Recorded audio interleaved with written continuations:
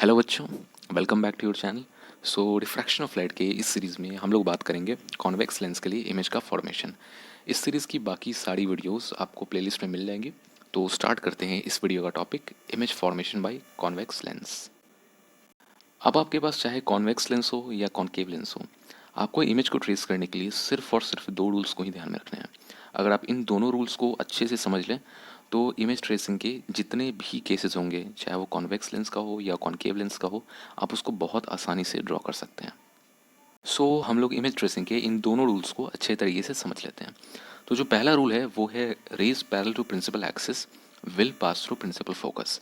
कहने का मतलब ये है कि अगर कोई भी रे प्रिंसिपल एक्सिस के पैरेलल आ रही होगी तो वो रिफ्रैक्शन के बाद लेंस के प्रिंसिपल फोकस से गुजर जाएगी। तो अगर आप इस फिगर में देखें, ये है हमारे पास एक कॉन्वेक्स लेंस। तो अगर इंसिडेंट रे प्रिंसिपल एक्सिस के पैरेलल हुई तो वो रिफ्रैक्शन के बाद प्रिंसिपल फोकस से गुजरेगी, कुछ इस तरीके से। दूसरा रूल है कि लाइट रे गो अनडेविएटेड थ्रू ऑप्टिकल सेंटर। कहने का मतलब ये है कि अगर कोई भी रे ऑप्टिकल सेंटर से अगर गुजरती है तो बिना किसी डेविएशन के, बिना किसी बढ़ने के वो सीधे निकल जाएगी। फॉर एग्जांपल, अगर आप इस फिगर में देखें, ये है हमारे पास एक कॉन्वेक्स लेंस और ये है इसका ऑप्टिकल सेंटर। तो अगर कोई भी रे ऑप्टिकल सेंटर से गुजरे तो उसमें कोई भी डेविएशन नहीं होगा, वो सीधे निकल जाएगी। तो अब हम बात करते हैं कॉन्वेक्स लेंस के लिए इमेज का फॉर्मेशन। तो पहला केस है कि जब ऑब्जेक्ट इन्फिनिटी पे हो। तो हमें मालूम है कि अगर ऑब्जेक्ट इन्फिनिटी पे हो तो जो भी रेज आ रही होंगी वो एक दूसरे के पैरेलल होंगी, कुछ इस तरीके से। और रूल नंबर 1 में हमने ये पढ़ा था कि अगर रेज पैरेलल हो प्रिंसिपल एक्सिस के तो वो कहाँ से पास करेगी, तो वो प्रिंसिपल फोकस से पास करेगी। यानी ये दोनों जो भी इंसिडेंट रे है वो डिफ्रैक्शन के बाद प्रिंसिपल फोकस से पास कर रही होगी, कुछ इस तरीके से। और हमें मालूम है कि जहाँ पे भी रिफ्रैक्टेड रे एक दूसरे को कट करेंगी वहीं पे इमेज का फॉर्मेशन होगा। तो अब हम बात करते हैं कि इमेज की प्रॉपर्टीज़ क्या होंगी। तो पहला है लोकेशन एट फोकस। तो आप क्लियरली देख सकते हैं कि जो भी रिफ्रैक्टेड रेज हैं वो एक दूसरे को प्रिंसिपल फोकस पे कट कर रहे हैं। जो इमेज है वो प्रिंसिपल फोकस पे बनेगा। अगला है रियल एंड इन्वर्टेड। तो रियल इमेज का फॉर्मेशन कब होता है, जब रिफ्रैक्टेड रे एक दूसरे को रियल में कट कर रही हो। और आप इस फिगर में क्लियरली देख सकते हैं कि यहाँ पे जो कटिंग है रिफ्रैक्टेड रेज का वो रियल हो रहा है। जो इमेज बनेगा वो रियल बनेगा और ये इन्वर्टेड बनेगा, उल्टा बनेगा। और अगला है हाईली डिमिनिश्ड। अब अगर आप इस फिगर को देखें तो यहाँ पे जो कटिंग हो रहा है वो एक पॉइंट कटिंग हो रहा है। आप कह सकते हैं कि जो इमेज है उसका साइज हाईली डिमिनिश्ड है, यानी काफ़ी छोटा है, पॉइंट इन साइज है। अब बात करते हैं केस 2 की। जब ऑब्जेक्ट हो बियॉन्ड 2f डैश। तो ये है 2f डैश और इसके पीछे रखना है हमें ऑब्जेक्ट को। तो लेट्स से ये है ऑब्जेक्ट। अब एक बात आप अच्छे तरीके से नोट कर लें कि जब भी कॉन्वेक्स लेंस या फिर कॉन्केव लेंस में आप इमेज को ट्रेस करने जा रहे हो तो आपको सिर्फ और सिर्फ दो तरह के इंसिडेंट रेज को लेने हैं। पहला इंसिडेंट रे जो प्रिंसिपल एक्सिस के पैरेलल हो और दूसरा इंसिडेंट रे जो ऑप्टिकल सेंटर से होकर गुजर रहा हो।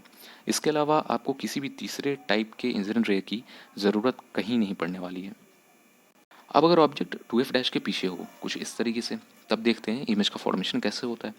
तो हमें मालूम है कि हमें सिर्फ दो टाइप के इंसिडेंट रे लेने हैं। पहला इंसिडेंट रे जो प्रिंसिपल एक्सिस के पैरेलल हो और दूसरा इंसिडेंट रे जो ऑप्टिकल सेंटर से पास कर रही हो।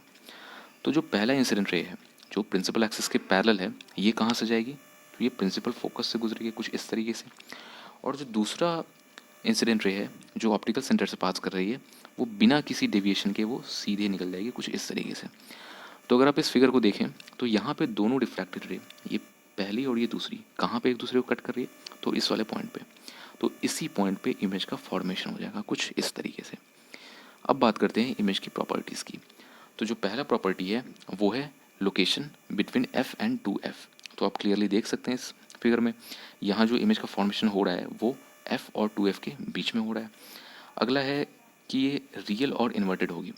तो इस फिगर में जो इंटरसेक्शन हो रहा है रिफ्रैक्टेड रेज का वो रियल हो रहा है, रियल कटिंग से बन रहा है।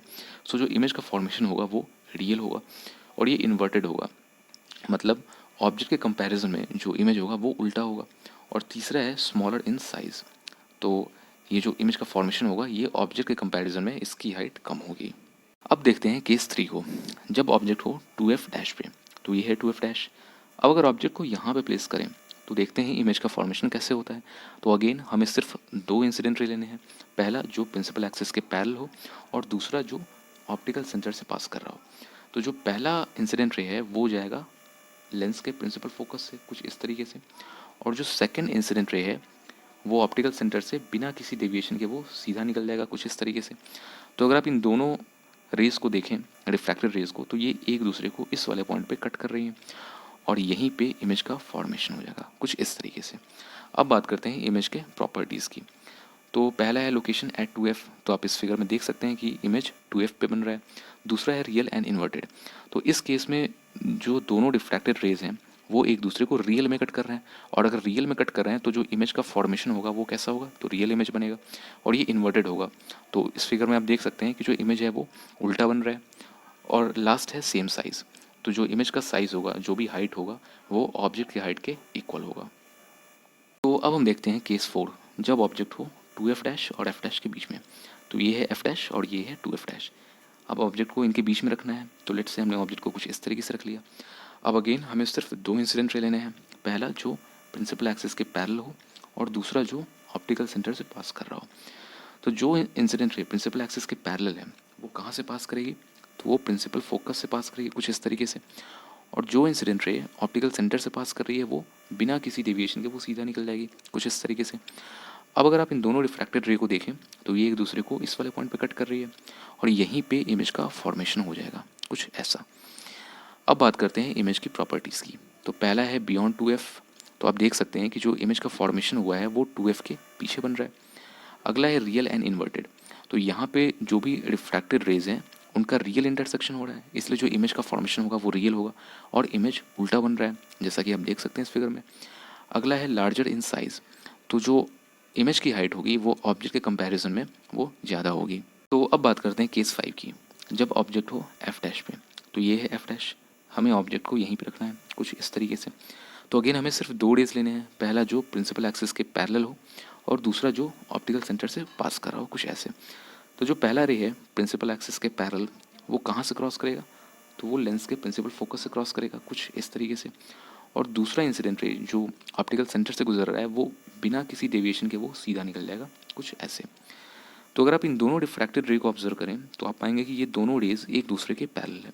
अब अगर पैरेलल है तो ये तो कहीं पे कट करेंगे नहीं, तो थ्योरेटिकली आप ऐसा कह सकते हैं कि ये दोनों इन्फिनिटी पे जाके एक दूसरे को कट करेंगे और वहीं पे इमेज का फॉर्मेशन होगा।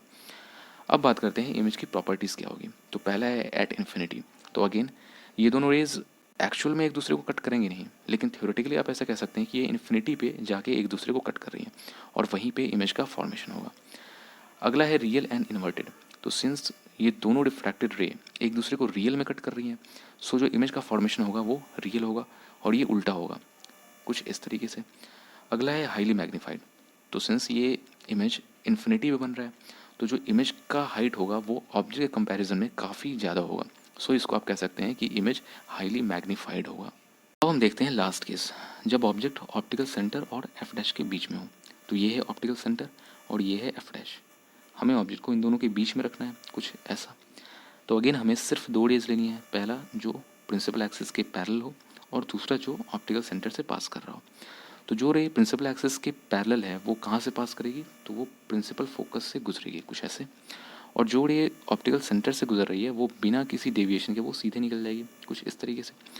अब अगर आप इन दोनों रिफ्रैक्टेड रेज को ऑब्जर्व करें तो आप पाएंगे कि ये डाइवर्जिंग है, सो ये इस तरफ तो कहीं पे एक दूसरे को कट करेंगे नहीं, सो हमें इन दोनों रिफ्रैक्टेड रेज को पीछे की ओर शिफ्ट करना पड़ेगा कुछ इस तरीके से।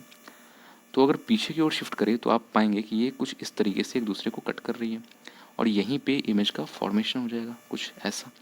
अब अगर इमेज की प्रॉपर्टीज़ देखें तो पहला है सेम साइड, तो अगर आप इस डायग्राम में देखें तो जिस तरफ ऑब्जेक्ट है उसी तरफ इमेज का फॉर्मेशन हो रहा है, सो सेम साइड। अगला है वर्चुअल एंड इरेक्ट, तो अगर आप इस इमेज को देखें तो ये वर्चुअल बन रहा है, ऐसा क्यों, क्योंकि जो भी दोनों रिफ्रैक्टेड रेज हैं वो एक दूसरे को रियल में कट नहीं कर रहे हैं, इनको वर्चुअली पीछे की तरफ बढ़ाया गया है। और ये इरेक्ट बन रही है यानी ये सीधी बन रही है। और लास्ट है मैग्नीफाइड, तो जो इमेज का फॉर्मेशन हो रहा है उसकी हाइट ऑब्जेक्ट के कंपैरिजन में ज़्यादा है, सो इसको कहा जाता है मैग्नीफाइड। सो ये था कॉन्वेक्स लेंस के केस में रे डायग्राम्स। इसके आगे की वीडियोस आपको प्लेलिस्ट में मिल जाएंगी। अगर आपको ये वीडियो पसंद आया तो आप लाइक करें, अपने फ्रेंड्स के साथ शेयर करें और इस चैनल को ज़रूर सब्सक्राइब कर लें। अगर आपको इस टॉपिक में कहीं पे कोई डाउट या कन्फ्यूजन हो तो उसे आप कमेंट सेक्शन में ज़रूर डालें। And all the best.